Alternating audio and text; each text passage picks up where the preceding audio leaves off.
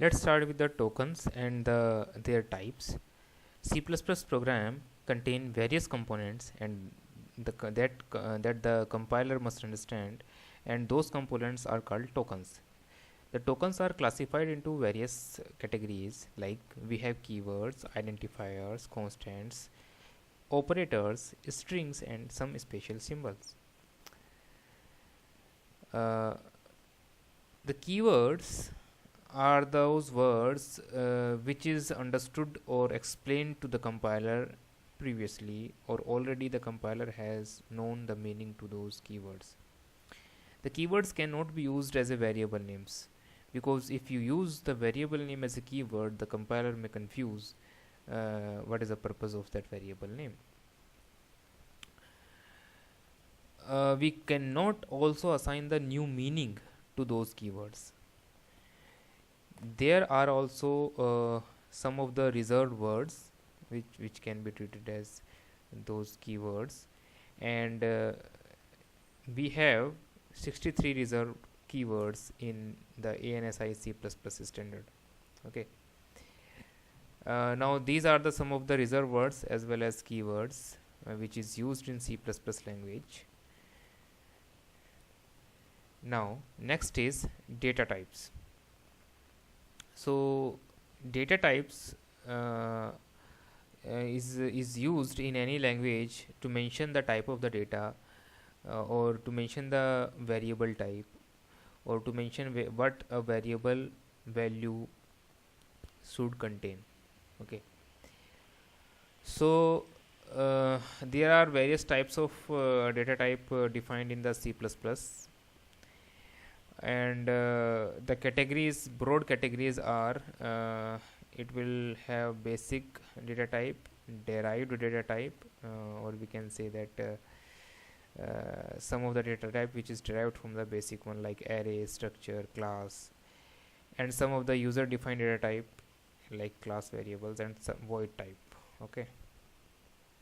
So in the basic data type, it includes boolean, character, integer, and floating point numbers. The boolean data type is new to the C++ language. It is not provided in C language. The values it represents is true and false. It is it is stored in as a small integers. So the false is represented by 0 and the true is represented by 1. If you mention any variable, the value is assigned as a true, but in the memory the value 1 is stored.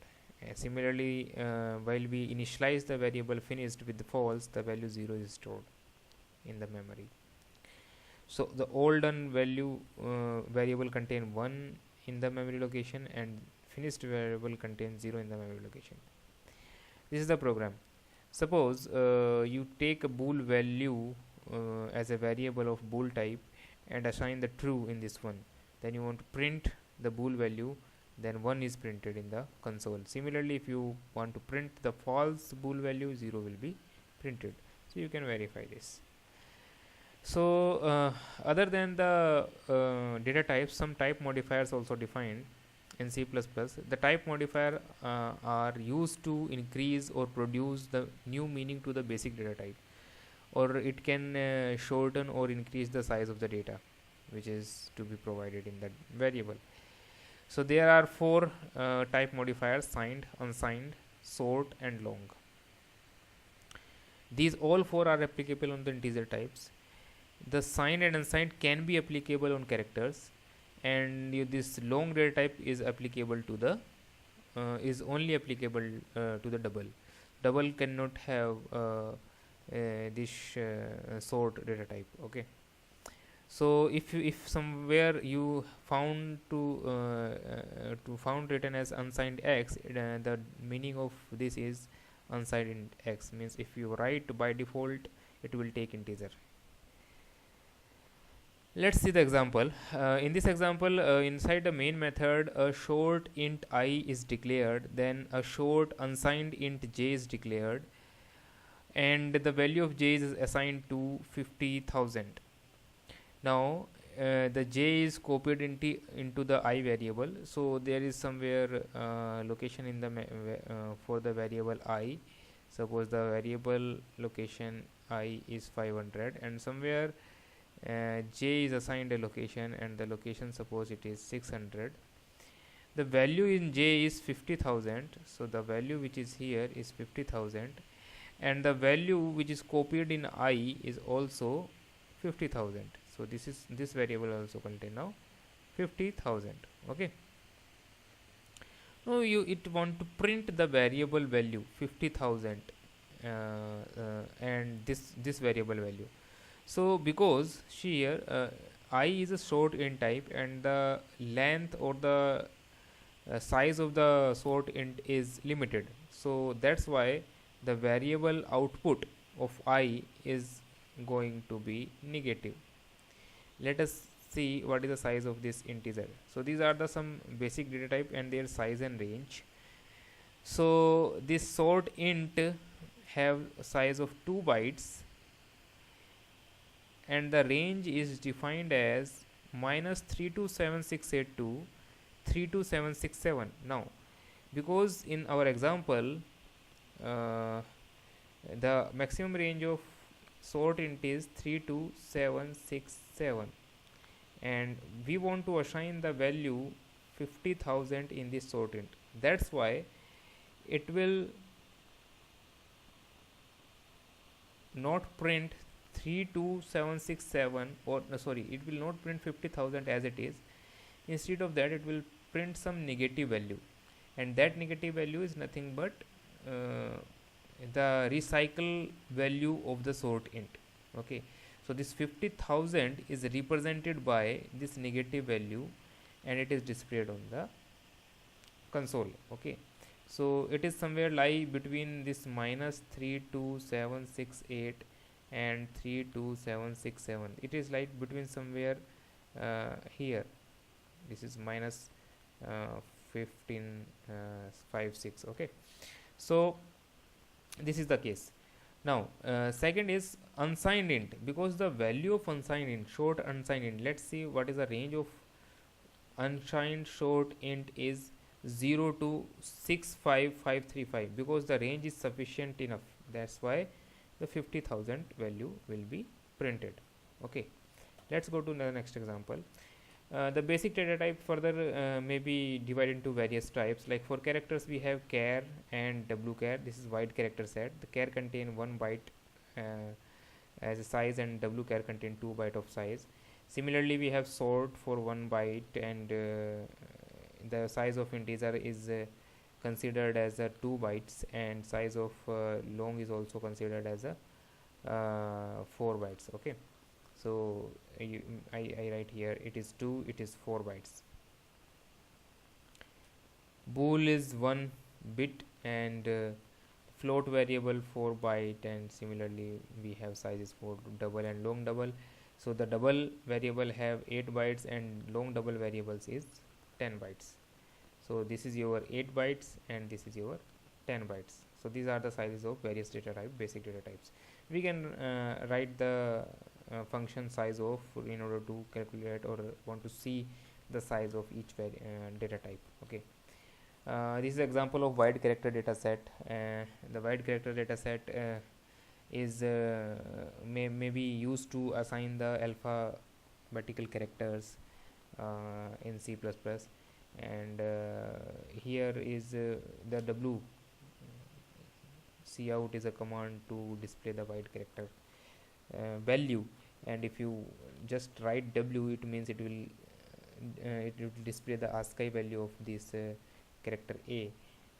If I write w cout, it means it will display the character name, and you can check the size of the wide character by size of operator, and the size is comes out to be 2.